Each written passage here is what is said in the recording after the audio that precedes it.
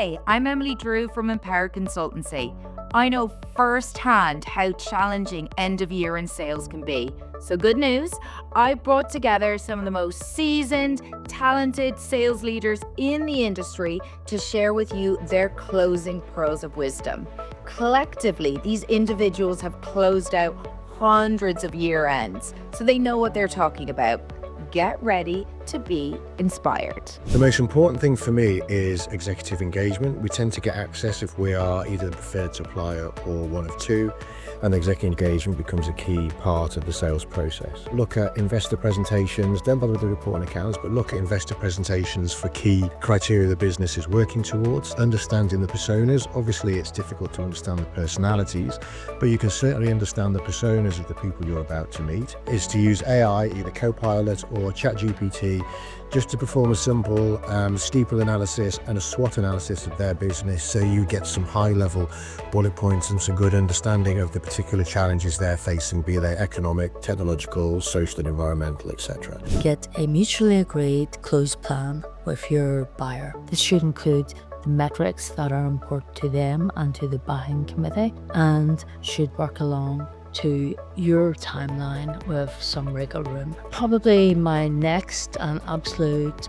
top tip would be the power of multi-threading, leveraging your top team, your C-suite, your board if needs be, to reach out to their peers, to the CFO, the CEO, whoever's involved in the buying decision within the buyer's organisation, to check in with them to make sure they're happy with the deal, to flash out any objections, and to give the buyer peace of mind that there is a large organisation who can successfully ensure that this deal will get over the line and be profitable and deliver ROI in the long term.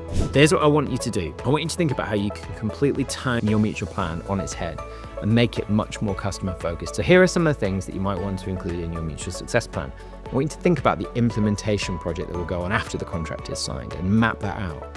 I want you to think about the customer onboarding or customer enablement program you and your team are going to run to get the end users of your technology, whatever it is you're selling, excited about getting started with you. I also think it's really important, if you're selling with or alongside a partner or a systems integrator, to include some of their actions in the plan too, because they're a critical part of your deal happening. Finally, my last tip is a really, really simple one. Q4 is a super stressful time. It's like the last 10 minutes of the match, I always think. You have to look after yourself, right? You have to really, really focus on making sure that you're ready and available to deliver high performance. It's a busy and stressful time. The energy does carry you through, but it's also that critical time that many of us can burn out. So please remember to look after yourself, because it's a time where you need to deliver high performance. And it's often, in my experience, the time that we forget to do that. Really early in the process, you need to ask those hard questions. Is there anything that could prevent you from meeting these timelines?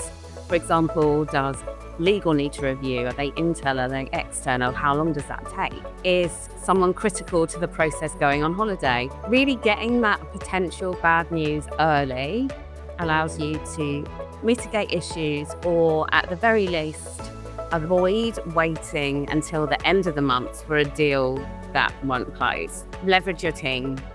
Do not go it alone.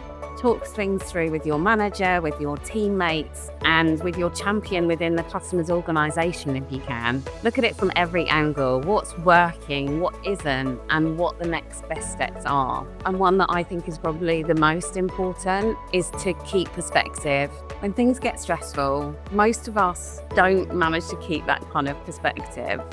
Really, most of us, unless what you sell actually does, are not saving babies here, as my manager would say. So take a moment to step outside, maybe go for a walk, or find some way to reconnect with why you do this job in the first place. If you focus on what's truly important to you and use that to stay grounded, you will get a clear mind, and that is really your best tool of finishing as strong as possible. Champions. Champions is a plural word. Make sure you're not having all of your eggs, if you will, in one basket with one individual. It's unfair to them and unfair to you. Get wide within your customer, build those deep relationships, and have champions that you can test across different parts of the business to ensure there's great alignment on what we're trying to do and what we're trying to mutually accomplish. Obsession, I think this word is often misinterpreted. Obsession reflects your investment in the customer. So do what you say when you say you'll do it, and ensure that you see everything around every corner. I think you are accountable, not just pre-signature, but post-signature. Bringing this into the conversation at the end of a sales cycle is really important. The power of saying no. Sometimes a no can actually get us to that yes faster than any concession ever will. Humanizing every moment you can. Deals are people selling to people. Make sure you are absolutely as invested as your customers are, and then you will find great success in the craft of professional selling. Not every deal is going to actually close, and that's okay. But we need to identify your high probability opportunities by asking yourself some simple questions like, do we know where the urgency is? Do we know and understand the value that we're trying to sell them? Who is the budget? Who's going to champion for us? Who's going to go into battle for us? If you're able to answer those kind of questions, then focus on these deals first. Use your time wisely and don't spread yourself thin, chasing deals that are probably unlikely going to happen before the year end. Don't be that busy fool. Year end is unique because the calendar can actually work in our favor. Many customers have their end of year budgets, they have deadlines or goals that they just need to meet. So we can use this to create some urgency and build this into maybe a mutual close plan. But remember, it's not about pressurizing the customer. It's about showing them what the value is about acting now versus waiting. Over communicate with internal teams. Your success in Q4 is not just about you, it's a team effort. Stay close to your deal desk, your legal, your sales operations teams, just to ensure that the contracts are moving smoothly. Preempt any potential bottlenecks by over communicating timelines, expectations, and have that proactive approach. Tip number 4 is be creative with your offers. So when appropriate, just think outside the box to close these deals. Maybe it's adjusting payment terms, billing frequency, offering a pilot program, or bundling in solutions that add more value. Just work with your leadership team and the wider team to make sure you're making the right moves while still protecting that margin. Creativity can be the difference between a deal closing in Q4 or just slipping to Q1. Remember, Q4 is a marathon and a sprint all rolled into one. But with focus, urgency, teamwork, and creativity, it can be also the most rewarding time of year. Let's finish strong and let's set ourselves up for even a bigger year ahead. If you can help your AEs to build upfront a decision-making structure within your enterprise customer base and a sign-off process, and then align that with your customer champion to ensure that together you leave no stone unturned, you will be successful. In my mind, mutual close plans should always be time-bound. They should be built around showing the customer the value and the investment required to close the deal in an agreed time frame. Give your team, as best you can, the space, the time and support that they need to be at their productive best, whilst practicing and driving open communication.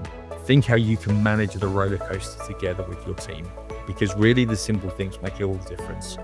Timeouts, lunches, an hour together as a team or on a one-to-one, in a room or even outside of the office to get some fresh air and to talk about anything that isn't work. Keeping the energy levels high, even when yours might not be, is crucially important.